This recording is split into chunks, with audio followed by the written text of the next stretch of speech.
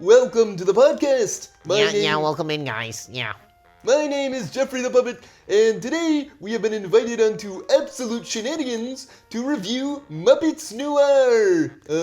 And my name is Mendel, and I am also here to review Muppets Noir also. Yeah. Yep. I like Mendel. He's my good friend. I also like Jeffrey. Yay. We realized there's not a lot of talk about Muppet media recently, and we just feel like there needs to be more representation in the space. Muppets Noir, first issue just came out a couple weeks ago. We both read it, right? You read it? Yep, I read it.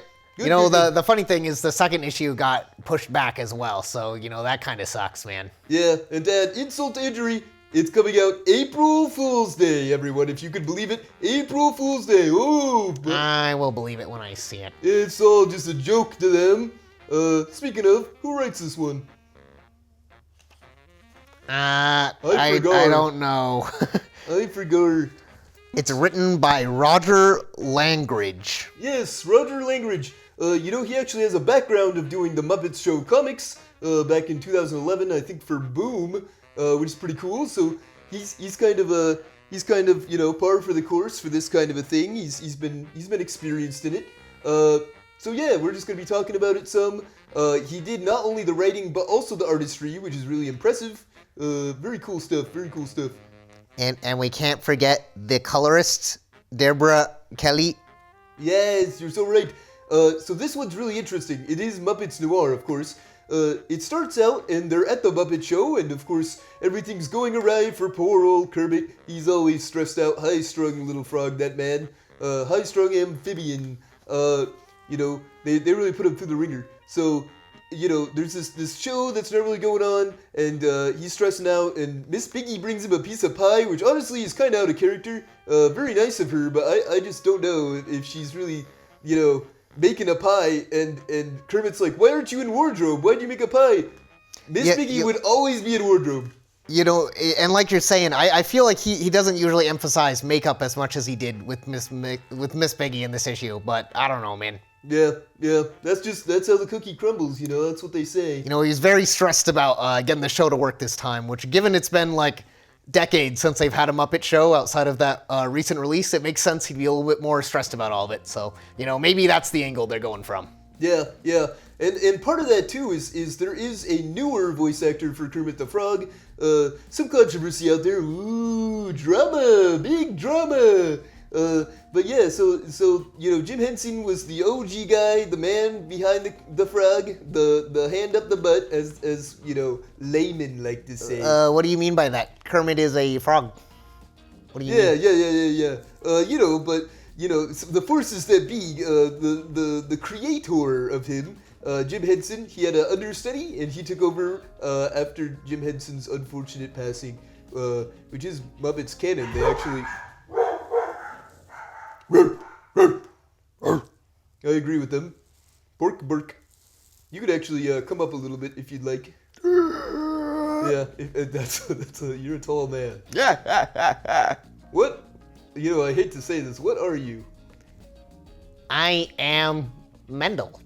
Okay. Obviously, cool. dude. So anyway, there is a... Yes, Mendel, yes, my longtime friend. We've known each other for a while. We're rooming right now. I wish you'd do the dishes a little more, but... I don't have hands like you do. That's ableist. It's a hand thing. It's a hand thing. Ooh, I got Just because I have a prehensile tongue doesn't mean I'm going to be using my tongue to wash those dishes. You could use your mouth. Muppets Noir.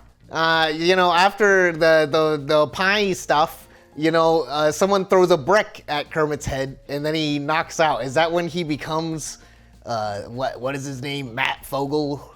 Yeah. Is that because he gets killed and then he becomes back as Matt Fogel? It's a rebirth kind of thing. Yeah, they're always about this rebirth. Oh, changing it up.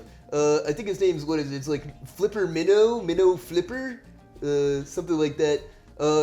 So basically Kermit gets super stressed out. He goes to hang out for a little bit in the back room. The back rooms. And he's reading this noir book when a brick hits him on the head, and it's tragic and violent and grotesque. Too much violence in media these days, which is why this Muppets Noir comic, believe it or not, is teen rated. Is that actually true? It's teen? It's literally T for teen. Yes, sir. Yes, sir. That's crazy. They had to check my ID to pick up this one, and I don't have one. Ooh. But they let me have it anyway. Yes. So then he goes into a noir detective world, and it's really interesting because the whole intro part with the show is all in full color, beautiful pastel colors, really gorgeous. And then we go into an all black and white landscape, except the puppets are in color and some key details in the back. It's very pretty. I really like that matchup, that colorist you were bringing up. Yeah, let me double check their name here. You know, it looks like it's Dierbla. How do I say this here? How would you say that? Because I want to give them proper credit as they deserve. Dierbla Kelly. I think Dierbla Kelly. Sorry if we butchered that. We appreciate your work. You did a really good job on this comic. I really like the bright, vibrant colors, and the contrast in the noir world is also very nice. So apologies if that's the incorrect way of saying it. A little Muppet joke here. You know, I might get people angry, but when you're talking too much, you're my dear blah. Yeah, sorry. I do stand up. It's kind of a thing. Maybe you should sit down. I don't know if this is gonna work, man. Okay, anyway, so they're in the noir world, woo! And it has a little title card. I think go back a few pages. Go back a few. We've got a book reader here. One more. Yeah, the Snoozing Sleuth. And we come to know pretty quickly that there is a tragic part of the Kermit the Frog noir backstory, which is always good for a detective. He's sleeping almost all the time, and he has PTSD, brought to you by the letter P, because of pies. Pies, yeah. Yeah, you can't be around pies for some reason now. I don't know if this is an extended deep Muppet cut, but it felt kind of out of nowhere. But you know, we're here for it. Probably just relates to the beginning part, and that's okay. A little wacky. Yeah, I think you're right. It does. And the same thing with the sleeping. You know, Kermit the Frog is in a dazed dream state. So a bit of a thing going on there, a little meta narrative that all the kids seem to like these days. Yeah, very meta. So yeah, we go into the noir world. All the classic cast of Muppets are there, but a little bit different, which is fun. And pretty dang quickly, Kermit gets brought. Well, okay, so I keep calling him Kermit. I'm kind of not calling him his character name. Mr. Minnow. Minnow Flipper, flip it up for me, Minnow. And so Minnow Flipper gets called in by this nice Dolores Queen of Pies, which is, kind of a inherent little bit of a, clash going on there because it's pie related and it's personal for Kermit. So Kermit gets driven out to her estate, and she begins to tell the story of how her daughter was kidnapped, I believe. Something like that. We have a visitor in the studio. You might see some dog heads. Oh no. She's smelling me. Oh God. Can somebody call these guys out? Do we have a PA? Okay. We're back. We're back. A little interruption by some clatter behind the scenes. You know how these productions get. Pavlov accidentally let him out again, I guess. Yeah. They're not very trained, these dogs of ours. Who let the dogs out? Time-old question of our people. Who? And speaking of who, this is a detective story, so we're trying to figure out who kidnapped the Pie Queen's daughter. Who is Miss Piggy in this universe, but I don't know if they gave her a different name or not. Yeah, I'm not really sure. Some of the names do get changed around, some of them don't really. It's pretty interesting, it's a fun read, some really good paneling going on as well. So we continue on, and a really fun part of this is they really like to stay true to the Muppets kind of vibe, which again, this writer, having done a Muppet Show version of comics, it really makes sense. He's familiar with the format. But lots of deep cuts as well. As you're looking throughout, there's lots of references. If you like the Muppets version of the Christmas Carol, this is a really, you'll get a couple of nods at that and a few other niche little nods as well. And you get some background Muppets you wouldn't usually see, which is always cool. obviously the author is a fan, which is just what we love to see. Yep. And so they even break out into songs, which is interesting in the comic format, similar to when they do songs or poetry in writing. It's kind of hard to get a real feel for the vibe of it and the tone, but they do these swirly letters, and they have the people performing, and very, very fun set pieces going on when they sing. They bring some colors into it generally. Yeah, I like the use of color with them to kind of break it all up there. I thought it was cool. Again, that colorist, dear bruh, it's so good, so good. Colorists do deserve just the most props. They bring a lot of life to it. If there aren't good colors, then what's the point? Imagine if we were in black and white. This ain't the 1920s, 40s. So, some people still do black and white. It's like, bro, color was invented like recently. Yeah, what do you try to do? Like make a noir film or something? Oppenheimer, more like Sloppenheimer. You got him. You thought about going pro yet? I'm too good. You joke, but it does hurt me. It does. Maybe you should have paid rent on time last week. I had to cover for you. Hey, I'm a budding actor, and soon I'll pay you back tenfold. You know that. You've been saying that. Did you see my audition tape for Kronk? Hey, Cusco. Hey, Cusco. Wow, it's like I'm really there. Yeah. And you know who else I could do? Yeah, who's that? Joe Swanson. Hey, Bader. Wow, I'm really blown away right now. You know who else I could do? Yeah, what? You know what else I could do? What? Whatka? Who is that? Racially insensitive is what that is. Anyway, we can cut this, right? Continuing on with the story, so Kermit does have a lead, and at first the Queen of Pies is a little bit suspicious because she's like, you're known for sleeping a lot, you sleepaholic boy, and Kermit's like, yeah, but I always get the guy in the end. Yeah, he claims to still, hear everything while he's in Pie Sleepland. So it doesn't seem to have too much of an impact on him, which is kind of interesting, but it adds to his quirkiness. It's also important to notice that he bumps into Miss Piggy many times throughout his noir time and just doesn't recognize her at all. So I'm kind of curious to see where that goes and how he's gonna eventually figure out that she's been in almost every single scene with him, to some extent. Yeah, lots of them. And on top of that, also there are some characters that do kind of maintain their space. So Fuzzy Bear is a police officer. I think Miss Piggy might have been a better fit for the role, but I understand what they're going for. So yeah. Yeah, that's true. Yeah. Yeah. Fuck cops. Fuck ICE. I hate ICE, man. Yeah, wish they'd melt. God damn it. Anyway, we're child friendly here. We're PC. The Absolute Shenanigans people are. You know what? Actually, they say worse things. We're allowed to say whatever we want. But Fozzie the Bear is a police officer, and Kermit does have prior relations with him. He knows him kind of as a friend. He works with him on different kind of mysteries and cases. So he goes to him for some information.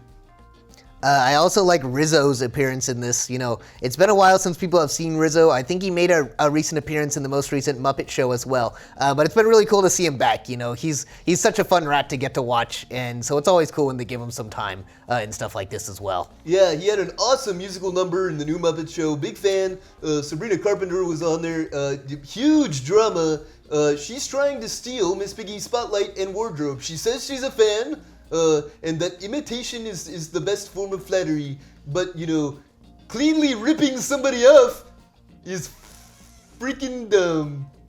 That's all. She sings nice. She's kind of pretty though, huh?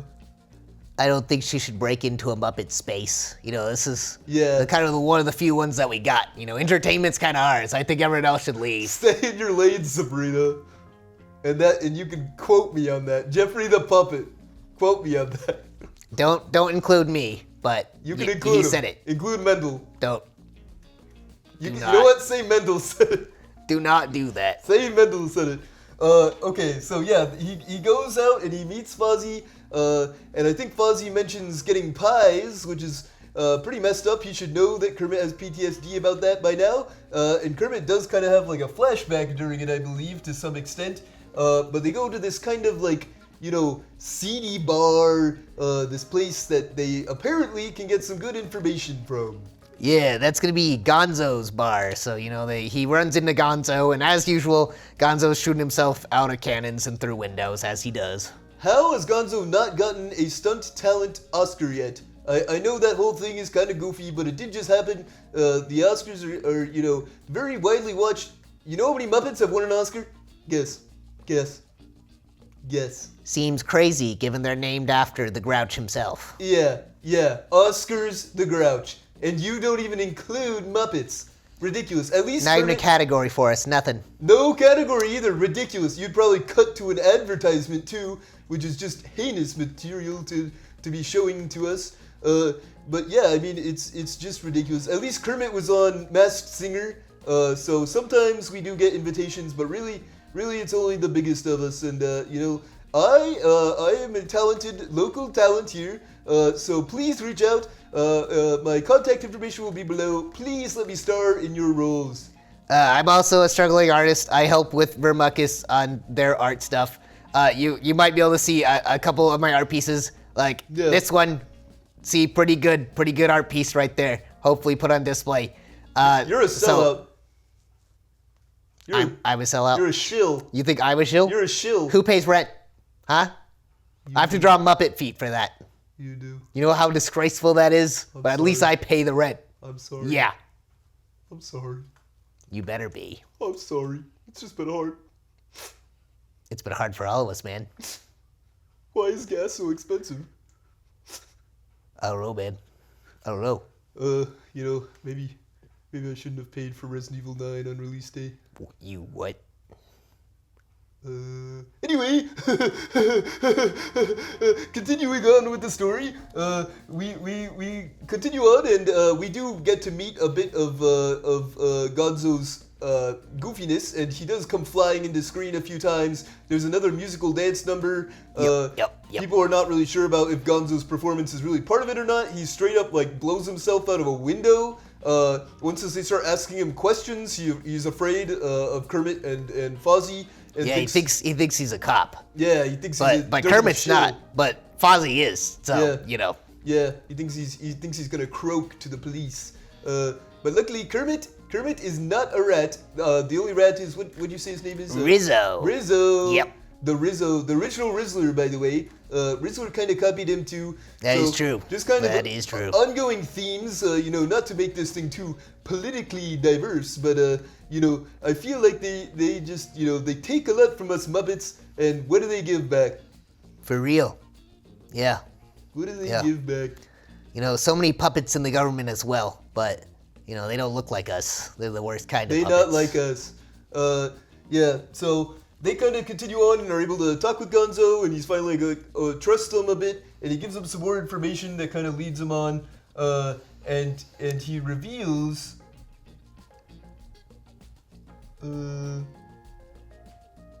Yeah, what do they reveal, huh? I'm trying to remember. What does he reveal?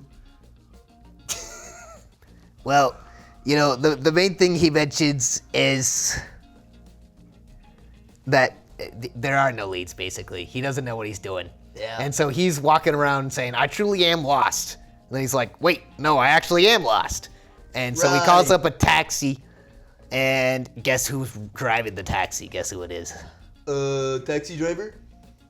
What's his name? Ronald De Niro. Yep. No, it's Miss Piggy that was driving it with the little mustache. Right. Yeah. I thought you were talking about Phil. I thought you were talking about cinema there for a second. Yes, Miss Piggy with a mustache. Who would recognize her? Also, just in the background, you get a lot of see a lot of different Muppets. Some that you recognize, some that you don't. Lots of just Muppets. This whole world is very filled with life. Very much a New York feel. Lots of just crummy streets. I think they said they're in Chicago. Chicago, yes. Yep. Raining. You're getting canceled for that one, buddy. All cities look the same to me. Yeah, that's what an actor should be saying. Yep. That'll go well. The only city I care about is the city of stars, Hollywood, LA. They shot La La Land out there. Griffith Observatory. Who's La La Land? Are they okay? Yeah, they landed. La La Land, the island. Have you been to La La Land? La La La la la la.